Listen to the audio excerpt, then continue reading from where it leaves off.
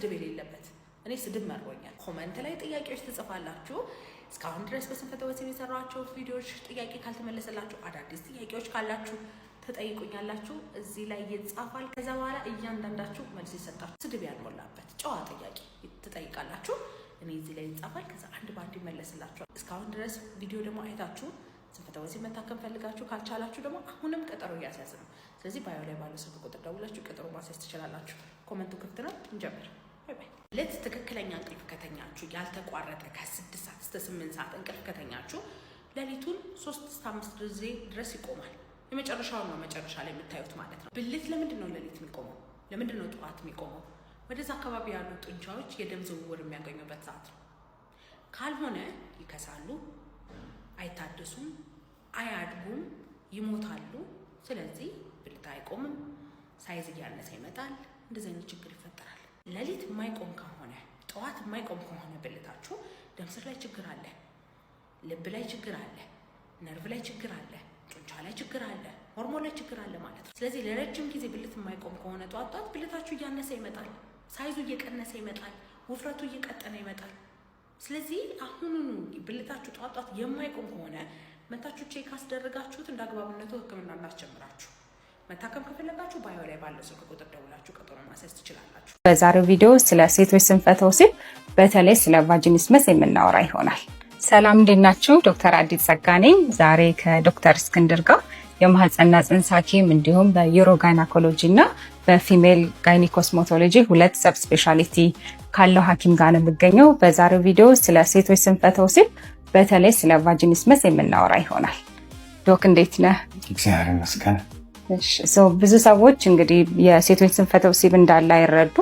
ከዛኛው መካከል ደግሞ አሁን ላይ በስፋት እያየነው ያለው ቫጂኒስመስ የምንለው ኬዝ ነውና ስለዛ ምክንያቶች እንዲሁም የህክምና አማራጮች እንድናወራ ነበር። በጣም ጥሩ። እንግዲህ ያው ቫጂኒስመስ ሲባል ዋናው ችግሩ በግንኙነት ጊዜ ወይ ግንኙነት ለማድረግ በሚደረግበት ሁኔታ የወንድ ብልት ወደ ሴት ብልት ውስጥ መግባት አለመቻል ሲሆን ለዚህም የተለያዩ ምክንያቶች አሉ። ከነዚህ መሃል አንደኛው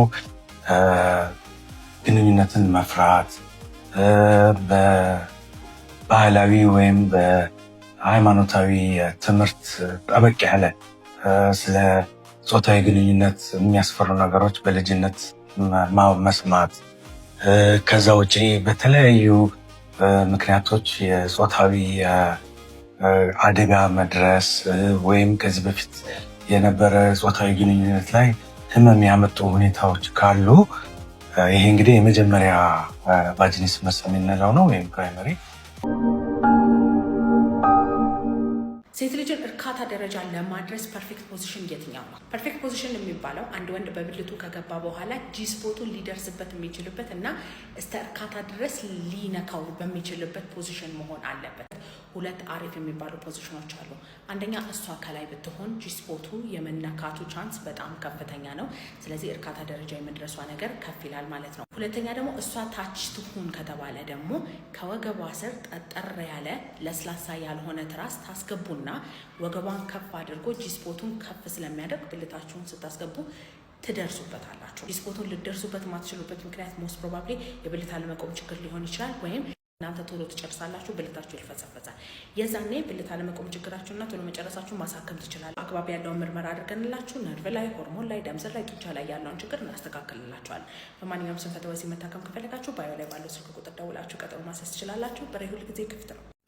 ወንዶች ብልት በተገቢ ሁኔታ ዝግጁነት እንዲኖረው እንግዲህ የአንጎል ጤናማ ትዕዛዝ ማስተላለፍ፣ ጡንቻዎቻችሁ መታዘዝ መቻል፣ የደም ስሮች መከፈት፣ የሆርሞን በሰውነት ውስጥ በስፋት መኖርና ነርቮች አክቲቭሊ መስራት የሚችሉ መሆን አለባቸው። ለዚህ አንዱ ላይ ችግር በሚያጋጥም ጊዜ የብልት መልፈስፈስ ችግር ሊያጋጥማችሁ ይችላል፣ ወይም ደግሞ እስከ መጨረሻው የማይነሳበት ሁኔታ ሊያጋጥማችሁ ይችላል። ሕክምና ሲደረግ የትኛው ምክንያት ይህንን ሊያመጣ የቻለው የሚለውን ማየት ይሆናል ማለት ነው። ነው። ሕክምና ላይም ደግሞ መመለስ የሚቻሉ ምክንያቶች አሉ፣ መመለስ የማይቻሉ ምክንያቶች ብለን የምንላቸው አሉ። አብዛኛውን ጊዜ እንደዚህ አይነት ችግር የሚያጋጥማቸው ወንዶች ከደም ስሮች ጋር የተገናኙ ችግሮች እና ከሆርሞን ማነስ እና መብዛት ጋር የተገናኙ ችግሮች ሲያጋጥማቸው ነው። እና እነዚህ ደግሞ ሪቨርሰብል ኮዝ ወይም ወደኋላ መመለስ የምንችላቸው ችግሮች ብለን መክፈል እንችላለን። ለሕክምናም ደግሞ የተሻለ አማራጭ ያላቸው ምክንያቶች ናቸው። እሺ ከ18 ዓመት በታች ብለ ማስጠንቀቂያ ስተብዬ ነው። እሺ ማስተርቤሽን ልምምድ ያላችሁ ቶሎ መጨረስን ያጋልጣችኋል ወይም ደግሞ ያን ችግር ሊፈጥርባችሁ ይችላል ተባብለን ነበር አይደል? ታዲያ ነገር ለዘላቂው ነው ወይስ አይደለም የሚለውን ነገር ጠይቃችሁኛልና ይሄ ችግሩ አንደኛ እንዴት ነው የሚፈጠረው የሚለውን፣ ሁለተኛ ደግሞ እናንተ በቤታችሁ ማድረግ የምትችሏቸው ነገሮች፣ ሶስተኛ ደግሞ ህክምናው ምን ይመስላል የሚለውን ነገር ነግራችኋለሁ። በመጀመሪያ ማስተርቤሽን ጭንቅላታችሁን ራሱን በራሱ ወይም ደግሞ ሰውነታችሁ ያንን ጡዘት ወይም ደግሞ ኦርጋዝም ምንለውን እየለመደ እንዲመጣ ያደርጓል። ማለትም በአጭር ጊዜ ማለት ነው። ጭንቅላታችሁ ደግሞ በጣም የሚገርማችሁ ነገር ለእናንተና ለእናንተ ብቻ ነው ጭንቀቱ፣ ስለ ሴቷ ምንም ጉዳይ አይደለም። ያንን ኮንዲሽን እያደረጋችሁ በአጭር ጊዜ ውስጥ መጨረስን እየተለማመዳችሁ በሚመጡበት ሰዓት ውስጣችሁ ፍርሃት፣ ሌላ ሰው አየኝ ደረሰብኝ ምናምን የሚለው ጭንቀት እየተደራረበ በሚመጣበት ሰዓት ላይ እናንተ ቶሎ እንድትጨርሱ ይገፋፋችኋል። ስለዚህ ይሄ ነገር እየተደራረበ ሲመጣ ጭንቅላታችሁ ኦልሬዲ ለምዷል። ግንኙነት ስታደርጉ ቶሎ ትጨርሳላችሁ ማለት ነው። ስለዚህ ማስተርቤሽን በማቆማችሁ ይሄ ነገር ይስተካከላል ማለት አይደለም። ምን ማድረግ አለባችሁ የሚለውን ደግሞ ከዚህ በፊት የሰራሁላችሁ ቪዲዮዎች አሉ። አንደኛ ኬግል ኤክሰርሳይዝ ምንለው አለ። ሁለተኛ ደግሞ ስቶፕ ኤንድ ስታርት ሜተድ ምንለው አለ። ስኩዊዚንግ ቴክኒክ ምንላቸው አሉ። ምን እንደሆኑ ከዚህ በፊት ቪዲዮ ሰርችላችኋለሁ። ይሄ እንዳይረዝም ገብታችሁ ማየት ትችላላችሁ። ነገር ግን ከ6 ወር በላይ ከቆየና ይሄ ነገር ድግግሞሹ እየጨመረ ከመጣ እናንተ ቶሎ የሚጨርሱበት ፍጥነቱ ለራሱ እየጨመረ ከመጣ እናንተ ላይ ጭንቀት እየፈጠረ ከሆነ ሕክምና ያስፈልገዋል። ሐኪም ጋር ተመካክራችሁ መደረግ ያለባቸውን ሕክምናዎች እያደረጋችሁ ወደ ነበረበት ጤናማ ስቴት መመለስ ይችላል። ስለዚህ ይህን ሕክምና የምፈልጉ ከሆነ ባይሌ ስልክ ካለ ደውላችሁ ቀጠሮ ማስያዝ ትችላላችሁ። መልካም ምሽት። እሺ ሴቶች ከግንኙነት በኋላ ማድረግ ያሉባችሁ 3 ነገሮች አሉ። ሁልጊዜ ግንኙነት ከተደረገ በኋላ እነዚህ ነገር መቅረት የለባቸውም። ስለዚህ በደንብ አዳምጡ እሺ። አንደኛ ግንኙነት ካደረጋችሁ በኋላ ሁል ጊዜ ሽንታችሁ መሽናት ይኖርባችኋል። ምክንያቱም በግንኙነት ጊዜ ወደ የሽንት ቱቧችሁ የሚገቡ ባክቴሪያዎች አሉ። ስለዚህ እነሱን ፍላሽ አድርጋችሁ ማውጣት ይኖርባችኋል። ሁለተኛ ግንኙነት ካደረጋችሁና ከጨረሳችሁ በኋላ የውጨኛው የብልታችሁ ክፍል መታጠብ መቻል አለበት፣ ንጽህናው መጠበቅ አለበት። ያንን በምታደርጉበት ሰዓት ላይ ለብ ባለ ውሃ ፕላስ ደግሞ ጠረን የሌለው ንጹህ የሆኑ ሳሙናዎች አሉ፣ እነሱን ተጠቅማችሁ ማጽዳት ይኖርባችኋል። ሶስተኛው ደግሞ ሁልጊዜ መርሳት የሌለባችሁ ነገር ግንኙነት ካደረጋችሁ በኋላ ውሃ መጠጣት ይኖርባችኋል። ሰውነታችሁን ሪሃይድሬት እንድታደርጉት ይጠቅማችኋል። ምክንያቱም በግንኙነት ጊዜ ብዙ ላብና የሰውነት ፈሳሾች ስለሚወጡ እነሱን ለመተካት አስፈላጊ ስለሆነ እነኚህ 3 ነገሮች እንዳትረሱ። ይሄ ለብዙዎች እንደርስ ሼር፣ ኮፒ ሊንክ፣ ሪፖስት ማድረጋችሁ እንዳትረሱ። መልካም ምሽት። በማስተርቤሽን ወይም ደግሞ ሴጋ ልምምድ ቶሎ መጨረስ ላጋጠማችሁ ወንድሞች በቤታችሁ ማድረግ የምትችሏቸው ልምምዶች ይሄ ፓርት 2 ነው። በዚህ 2 ቴክኒኮች ነግራችኋለሁ፣ በደንብ አዳምጡ። አንደኛው ስታርት ኤንድ ስቶፕ ቴክኒክ ምንለው ሲሆን ግንኙነት በምታደርጉበት ሰዓት ላይ ይሄ ቶሎ የመጣደፍ ወይም ደግሞ የመቻኮሉ አይነት ስሜት ልትጨርሱ አይነት ስትቃረቡ የዛኔ ታቆሙና ሰውነታችሁ እንዲረጋጋ 20-30 ሰከንድ መስጠት ትችላላችሁ። የዚህን ጊዜ ሰውነታችሁ ከበረደ በኋላ ድጋሚ ታደርጋላችሁ። ከዛም ወደ መጨረስ እንደገና ስትቃረቡ እንደገና ትመለሳላችሁ፣ ታቆማላችሁ፣ ትረጋጋላችሁ፣ ከዛ ትቀጥላላችሁ። እንዲያረጋችሁ ትሬን የምታደርጉ ከሆነ ጥሩ ለውጥ ታገኙበታላችሁ። ሁለተኛው ደግሞ ስኩዊዝ ቴክኒክ ምንለው ሲሆን ይሄም ግንኙነት እያደረጋችሁ ልትጨርሱ ስትሉ ወይም ደግሞ የዘር ፈሳሽ ሊወጣ ሲል ታወጡትና የብልታችሁ የአንገቱ ክፍል አለ እሱን ጭፍልቅ አድርጋችሁ ትይዛላችሁ። ህመም በሚፈጥር መልኩ ሳይሆን የዘር ፈሳሻችሁ እንዳይወጣ አድርጋችሁ ማለት ነው። የዚህ ጊዜም የዘር ፈሳሻችሁ ሳይወጣ ሰውነታችሁ ከተረጋጋ በኋላ ትጠብቁና እንደገና መልሳችሁ ግንኙነት ታደርጋላችሁ ማለት ነው። ከዛ እንደገና ልጨርሱ ስትሉ ታቆማላችሁ፣ እንደዚህ ትይዛላችሁ፣ ትመለሳላችሁ። የዚህን ጊዜ ጭንቅላታችሁ በአጭር ጊዜ ውስጥ መጨረስ እንደሌለበትና መቆየት እንዳለበት እየተለማመደ ይመጣል ማለት ነው። በቀጣይ በራሳችሁ የዘር ፈሳሽ ቶሎ እንዳትጨርሱ መቆጣጠር የምትችሉበትን ስፖርት ደግሞ በፓርት 3 ይሰራላችኋለሁ።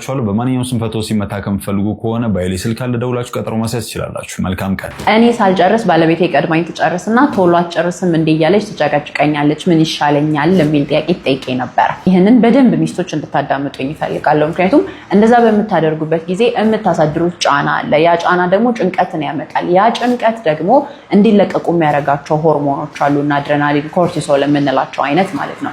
እነዚህ በሚለቀቁበት ሰዓት ደግሞ የሚያደርጉት አንደኛ ወደዛ የሚሄደውን የደም ዝውውር ማጥበብ አይነት ባህሪ ይኖራቸዋል። ያ በሚሆንበት ሰዓት ደግሞ የብልት መልፈስፈስም ሊያጋጥማቸው ይችላል። ከዛ በተጨማሪ ደግሞ ዶፓሚን የምንለው በስነ ስርዓት አክት ማድረግ ስለማይችል በጭንቀት ሰዓት ላይ የዛኔ ምን ይፈጠራል? ጭራሽ እንዲዘገይ፣ አንዳንዴ ደግሞ እስካለ መጨረስ ድረስ እንዲደርስ ያደርገዋል ማለት ነው። በማንኛውም ሲምፐቶሲቭ ዙሪያ መታከም የምትፈልጉ ከሆነ ባዮ ላይ ባለው ስልክ በመደወል ቀጠሮ እያሳይዛችሁ መምጣት ትችላላችሁ። ዶክተር ቤቴል ነኝ። ባይ በማስተርቤሽን ወይም ደግሞ ሴጋ ልምምድ የመጣን ቶሎ መጨረስ እንዴት በቤታችሁ በራሳችሁ ማከም ትችላላችሁ የሚለውን ነገር እንድነግራችሁ ፈልጉ ከሆነ ከዚህ በፊት የስ ብላችሁ ጻፉልኝ ብያችሁ ነበር አይደል? ታዲያ በዚህኛው ቪዲዮ አንድ መንገድ እነግራችኋለሁ፣ በደንብ አዳምጡኝ። እናም እዚህ ጋር አንድ ግልጽ እንዲሆን የምፈልገው ነገር ከዚህ በፊት ነግራችኋለሁ፣ ማስተርቤሽን በራሱ ቶሎ መጨረስን አያመጣም። ነገር ግን የእናንተ ልምምድ ቶሎ እንድትጨርሱ ይገፋፋችኋል። ስለዚህ አንድ ማድረግ የምትችሉት ነገር እሾክን በእሾህ እንደሚባለው ማስተርቤሽን በራሱ ለእናንተ አድቫንቴጅ እንዲሆን አድርጋችሁ ማለማመድ ትችላላችሁ። ታዲያ ይህን ማስተርቤሽን ለራሱ እያደረጋችሁ እንዴት ራሳችሁ ማለማመድ ትችላላችሁ የሚለውን ነገር ደግሞ በደንብ ልንገራችሁ። አንደኛው የዚህ ማስተርቤሽን ወይም ደግሞ የሴጋ ልምምድ በጣም የፈጠነ ነው የሚሆነው። ሰው እንዳይደርስባችሁ ብላችሁ ተጨናንቃችሁ ነው የምታደርጉት። ስለዚህ ማድረግ ያለባችሁ ነገር ስሎ ፔስድ የምንለው ወይም ደግሞ ቀስ ባለ መልኩ ማድረግ ይኖርባችኋል። ሁለተኛ የዚህ ሴጋ ልምምድ ጊዜ ላይ እናንተ የምትይዙት እንደዚህ ጭምቅ አድርጋችሁ ነው። ያ ነገር ስህተት የሆነ ነው፣ ቶሎ እንዲጨርሱ ይገፋፋችኋል። ስለዚህ ላላ አድርጋችሁ ትይዙታላችሁ። ከዚህ ተጨማሪ ደግሞ ደረቅ ያልሆኑ ለስለስ ያሉ የሴቷን ብልት የሚመስሉ ማለስለሻዎች መጠቀም ይኖርባችኋል። ከዛም ይሄን ማስተርቤሽን በምታደርጉበት ሰዓት ላይ ቢያንስ ከ15 እስከ 20 ደቂቃ ድረስ መውሰድ መቻል አለበት። ረዘም ያለ ፔስ የሚኖረው ከሆነ እናንተ ያለማመዳችሁትን ቶሎ የመጨረስ ነገር ጭንቅላታችሁ እየረሳ ይመጣል። ስለዚህ እያረዘማችሁ ትመጣላችሁ። ከዚህ ተጨማሪ ደግሞ ልክ ወደ መጨረስ አካባቢ ስትቃረቡ ማቆም፣ ከዛም በኋላ ትጠብቁታላችሁ። ሰውነታችሁ ሲረጋጋ እንደገና መድገም፣ ከዛ ማቆም፣ ከዛ እንደገና መድገም። እንደዚህ ያደረጋችሁ ራሳችሁ ማለማመድ ትችላላችሁ። ከዚህ ተጨማሪ ደግሞ የእናንተ የምትጨርሱበት ሌቭል ወይም ደግሞ ቆይታችሁ ምን ያህል ነው የሚለውን ነገር የዛኔም እየተረዳችሁ ትመጣላችሁ።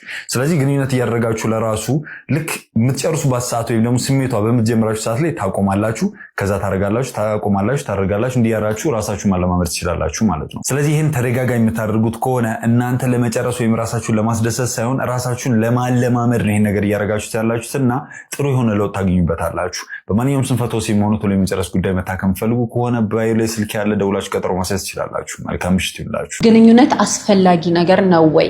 እንደ ምግብ፣ ውሃ፣ አየር እና እንቅልፍ ደረጃ አስፈላጊ ነገር አይደለም። ጤናማ ያልሆነ የግንኙነት ህይወት አለ ማለት ስለ አጠቃላይ ጤናችሁ የሚናገረው ነገር አለ። ምክንያቱም የግንኙነት ህይወታችሁ ጤናማ አይደለም ወይም ስንፈተ ወሲቦች አሉ ማለት የሆርሞን መዛባት ሊሆን ይችላል፣ የደም ስሮች ችግር ሊሆን ይችላል፣ የጡንቻ ችግር ሊሆን ይችላል፣ የነርቭ ችግር ሊሆን ይችላል። እንደዚሁም ደግሞ የአይምሮ ሰላም ማጣት ከስነ ልቦና ጋርም ተያይዞ ሊሆን ይችላል። ስለዚህ ጤናማ ያልሆነ ግንኙነት ህይወት አላችሁ ማለት ስለ አጠቃላይ ጤናችሁም የሚናገረው ነገር አለ ማለት ነው። ከዛ በተጨማሪ ደግሞ ከግንኙነት የሚገኙ ጥቅሞች አሉ። ጭንቀትን ለመቀነስ ይረዳል። ትዳር ህይወት ጤናማነት በጣም ይጠቅማል። ለሪሌሽንሺፓችሁ ደስተኛ ለመሆን ይጠቅማል። እንዲሁም ደግሞ ኢሞሽናል ኢንቲሜሲ የምንለውም ነገር አለ አይደል? ለስሜታዊ ቅርርብ። ለነዚህም ነገሮች በጣም ትልቅ አስተዋጽኦ ስላለው እንዳጠቃላይ ኳሊቲ ኦፍ ላይፍ ወይም የህይወትን ጥራት ለመጨመር እጅግ በጣም የሚጠቅም ነገር ነው። ስለዚህ ማንኛውም ስንፈተ ወሲብ ዙሪያ መታከም የምትፈልጉ ከሆነ ባዮ ላይ ባለው ስልክ እየደወላችሁ ቀጠሮ በማስያዝ መምጣት ትችላላችሁ። ዶክተር ቤቴል ነኝ። ባይ። በስንፈተ ወሲብ እየተቸገሩ ያሉ ወንድሞች በተደጋጋሚ የሚጠይቁት አንድ ጥያቄ አለ። ህክምናው ምን ያህል ጊዜ ይፈልጋል የሚለው ማለት ነው። ይህን ነገር በሁለት ልንገራችሁ። አብዛኛው ጊዜ ደግሞ ከክፍለ ሀገር በተለይ የምትመጡ ከሆነ ቀናትና የሚፈልግ ይመስላችሁ ይሆናል። ነገር ግን በመጣችሁ በቀኑ ልትጨርሱ ትችላላችሁ። ሁለተኛው ጥያቄያችሁ ምን ያህል ጊዜ ያስፈልጓል የሚለው ክትትል እናደርግበታለን። እንደየችግሩ ምክንያትና እንደየስንፈተ ወሲቡ ይለያያል። ለምሳሌ በጣም በቀላሉ ሳይኮሎጂካል ምናምን የሆኑ ከሆኑ በጥቂት ወራት ውስጥ የመስተካከል አቅም አለው። ነገር ግን አንዳንድ የሆርሞናል በሚሆኑበት ሰዓት ያ ሆርሞናቸው እስከሚስተካከል ድረስ ወይም ደግሞ ከተያያዥ ችግሮች ጋር ለምሳሌ ስኳር፣ ግፊት እና መሰል የሆኑ ችግሮች ካላቸው እነኛን ነገሮች ኮንትሮል እስከምናደርግ ድረስ እነኚህን ለውጦች እየተከታተልን እናያለን። ስለዚህ ክትትሉ የሆነ አንድ መድኃኒት ዝም ብሎ ይወረወርበታል ከዛ በኋላ ድናሃል ተብሎ የሚላክ አይነት ነገር አይደለም። ይሄን ነገር በደንብ መገንዘብ መቻል አለባችሁ። ምክንያቱም ጊዜ የፈጀን ችግር በአንድ ሳምንት ስለታከማችሁት ይሻላችኋል ማለት አይደለም። ይሄ ግልጽ ማድረግ መቻል አለባችሁ። ነገር ግን ክትትል እያደረጋችሁ የምትቀጥሉበት ከሆነ ከ3 ወር እስከ 6 ወር ባለው ጊዜ ውስጥ ጥሩ ለውጥ ያገኙበታል። ከዛ በላይም ሊወስዱ ይችላሉ። በማንኛውም ስንፈተ ወሲብ መታከም የምትፈልጉ ከሆነ ባዮ ላይ ስልክ ካለ ደውላችሁ ቀጠሮ ማስያዝ ትችላላችሁ። መልካም ምሽት። ከሚስቴ ጋር ያለን ቶሎ በመጨረስ ምክንያት ለብዙ ጊዜ ተቃቅረን መጨረሻ ላይ ተለያየን። አሁን ግን ከአዲሷ ጓደኛዬ ጋር ቶሎ መጨረስ የሚባል ነገር የለምና ይሄ ነገር አሰርተውብኝ ነው ማለት ነው ወይ ብሎ የጠየቀኝ አንድ ታካሚ ያለና አብዛኞቻችሁ ከሚስታችሁ ጋር ግንኙነት ስታደርጉ ቶሎ መጨረስ ወይም ደግሞ ብልት መውደቅ ያጋጥማችኋል። ከሌላ ሴት ጋር ስታደርጉ ግን ይሄ ነገር አያጋጥማችሁምና ለምን እንደሆነ ልንገራችሁ። በመጀመሪያ ሲቹዌሽናል ፕሪማቹር ኢጃኩሌሽን የምንለው አለ። ማለትም ቦታ፣ ሁኔታ፣ ሰው እየመረጠ ቶሎ የምትጨርሱበት ሁኔታ ማለት ነው። ታዲያ ይሄ ጉዳይ የሚፈጠረው ብዙ ጊዜ ከውጥረት ወይ ከጭንቀት ጋር በተያያዘ ሲሆን አብዛኛው ጊዜ ሚስታችሁ ጋር ወይ ግጭት በሚኖርበት ሰዓት ወይም ደግሞ አጉል ነገር ከተናገረቻችሁ ወይም ደግሞ ፐርፎርማንሳችሁን እናንተ የምታጣጥልባችሁ ከሆነና ውስጥ ስሜታችሁ የተነካ ከሆነ ያ ፍርሃት ያ ጭንቀት ቶሎ እንዲጨርሱ ያደርጋችኋል። ታዲያ ሁለተኛዋ ሴት ጋር ስትሄዱ እንደዚህ አይነት ነገር ማያጋጥማችሁ ከሆነ ለረጅም ጊዜ ልቆዩ ትችላላችሁ። ስለዚህ ይሄ ነገር በራሳችሁ ማከም ትችላላችሁ።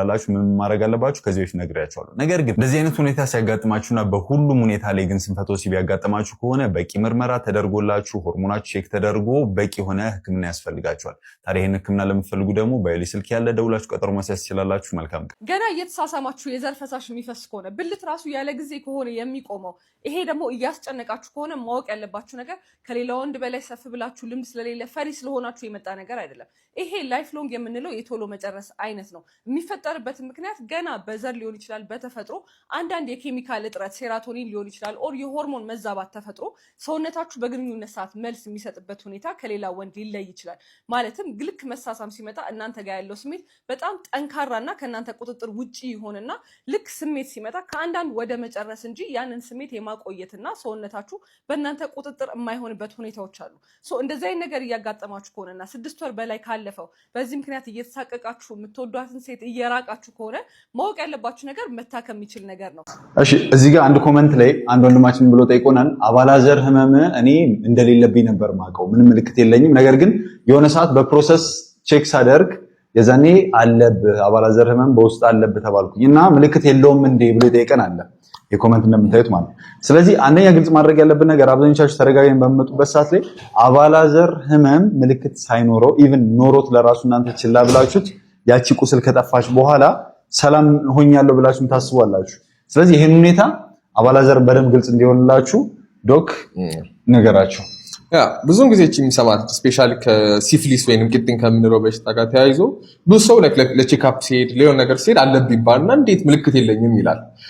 ይሄ የሚሆንበት ብዙውን ጊዜ ያው የሲፊሊስ ወይ ቂጥኝ ቁስሏ መጀመሪያ ብልት ጋር የምትወጣው ባይዘ ህመም የላትም፣ ትንሽ ነው የምትሆነው 1 ወር 2 በዛ ከተባለ እና ይድናል። ደግሞ ክፉነቱ ከሆነ ጊዜ በኋላ ሙሉ ለሙሉ ይሽራል ቁስሉ።